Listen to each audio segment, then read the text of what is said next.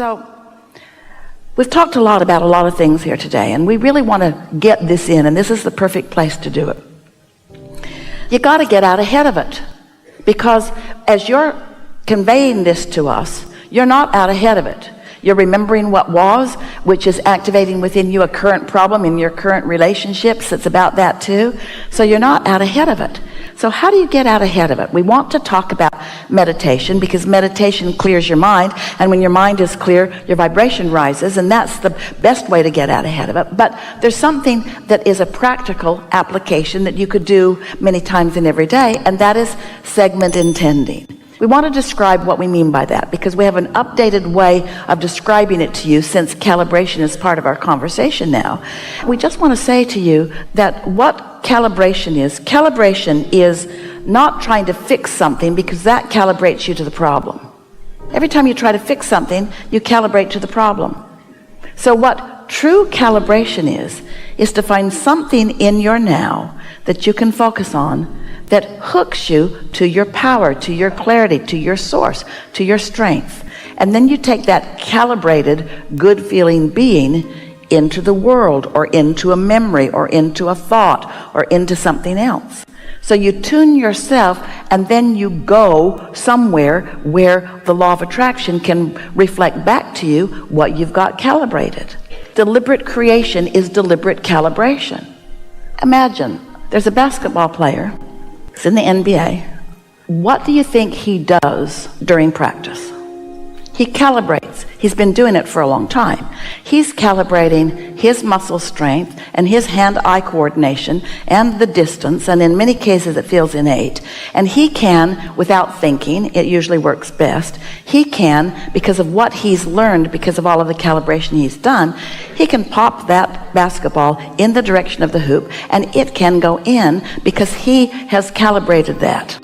So that's a physical calibration. There's lots of physics. Esther can calculate how long it will take her to get someplace by how fast she is driving, given the fact that there's no traffic. There's a certain physical calibration that she can do. But there are other factors to factor in that she doesn't have control over, like traffic, that she can't calibrate in terms of just the physics laws of the universe. Those laws of physics of your world will take you so far, but there's a whole bunch of other calibration of thought and calibration of vibration that people aren't taking into consideration. Just stay with us a little bit. This is going to make sense to all of you. So the basketball player knows how fast he can run. He knows how he feels today. He knows how to develop his muscles. He's learned about his hand-eye coordination. He's practiced enough that the odds are pretty good that when he's standing there on the free throw line uncontested, that he can make the basket. But does he always? Isn't it ridiculous how often those guys miss? With no one climbing on them, no one in their face, no one hurting them in the moment, no one defending the goal. There's no one standing up there slapping it out of the way. It's just them and the rim and the ball, and they miss. What's up with that? Well, they did the physics calibration. They've got that down, and really on a good day they can hit most of them. But what happens in the game? Who gets in their head? What's going on? Fans, most of the arena sometimes doesn't want them to hit it. Most of the arena will jump for joy when they miss. Most of the arena will mock them while they're trying to hit it. Boo, boo, boo, boo, waving things behind the line. Don't do it, don't do it, don't do it. Die, die, die, die, die, the crowd is saying. So they've calibrated the physics part of it, but are they stable in the rest of it? Are they so at one with their inner being that the whole rest of the world could be rooting against them and it would not matter because they're in sync with pure positive energy and the powers? You see what we're getting at? Most people are not even considering true calibration. Calibration is hooking up with source, and source is already hooked up with who you are and what you want, and the law of attraction is predominantly responding to that, and there's no reason for any of you to not get exactly what you want every time, except that you're taking into consideration too much of what somebody else is thinking about you in the same moment. And that's just a natural habit, because most of you have been calibrating to them your whole life.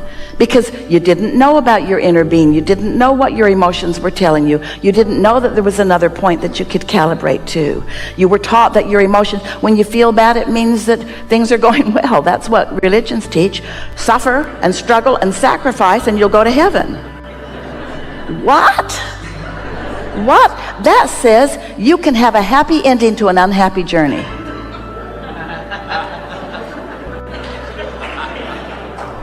Well, really, in that case, they're right. Because when you croak, it is a happy ending. Every single time. But most of them don't want it that way. If you're not doing what they think you should be doing when you croak, they damn you to hell. Fortunately, they have no power over that. First of all, there is no hell. Second of all, you don't go where they send you. But when you reemerge into non-physical, you release all doubt and fear and worry, and you just naturally allow yourself, the law of attraction just draws you right to who you are. And that's what's going on all day, every day. All day, every day. So, our diagnosis of you, you're trying too hard. Most of all, you're trying to please others. And in your effort at pleasing others, you're not pleasing yourself, and then you condemn yourself for even trying to please yourself. And we just want so much for you to know that when you feel good, it is so good. And when you feel thrilled, it is so good. And when you feel clear-minded, it is so good. And when you feel happy, it is so good. And when you feel wonderful, it is so good, because that's who you really are. And nothing else will do for you. Nothing else will do for you. Nothing else will do for you. Everything else is off for you. But nobody's going to do it for you. But nobody's going to do it against you either, because nobody else has the power. So now think about where we started today. We started by explaining to you the point of attraction that your inner being is. One who's connected to that is millions of times more powerful than any who aren't. So imagine the attraction power of your inner being. If you just let go a little bit of the things that are troubling you and worrying you, you'd be drawn right into who you are. And in time, what happens to you? You don't give a rip what anybody else thinks, because they don't really know what they think. They're all over the place. It was never their job to please you or to like you or to support you or to condemn you. They are not an issue in your connection. What they are is valuable to your calibrating what you want and don't want. That's what you all are for each other. Not one of you is the stream that flows to another. What you all are is evidence of a stream flowing, and evidence of the degree to which you are allowing yourself to be in the stream and allowing the stream to flow toward who you are and what you want, you see. So your Blessed Mother, doing the best that she can, doing the only thing that was your agreement with her, she provided an avenue for you into physical. But she did so much more than that. She provided an opportunity for you to calibrate your awareness of what doesn't feel good and what does feel good, and what doesn't feel good and what does feel good. She helped you to know at an early age. Do you know, here you are at this young age, knowing unequivocally what you want and how you would like the world to be. Wanting kindness and stability and ease and flow and power and unfolding. That's what you've come to know. And while she represented something quite different, her different representation is the reason that you're so clear about what you want.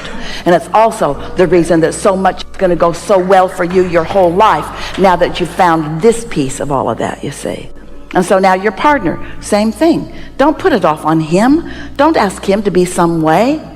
We take that to an extreme when we offer our favorite example. So here you are in this world of interconnection through the internet and all of the social media that you have. And so you decide that you're going to live the perfect world, and you decide that those people out there are the perfect people to make that happen, because you're misguided. And so you say, I put up my profile and a whole list of things that I need and want from the world and from others. And you say in your description to everyone, take a look at this picture, this is me, and when you run into me, and you might, because I'm out there getting around, when you see me, I need these things from you. Or you could calibrate to your inner being and only meet up with those who are a vibrational match to who you really are.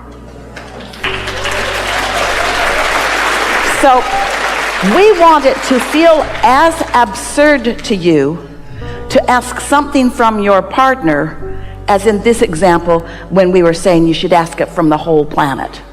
We want it to feel that absurd, because it is that absurd.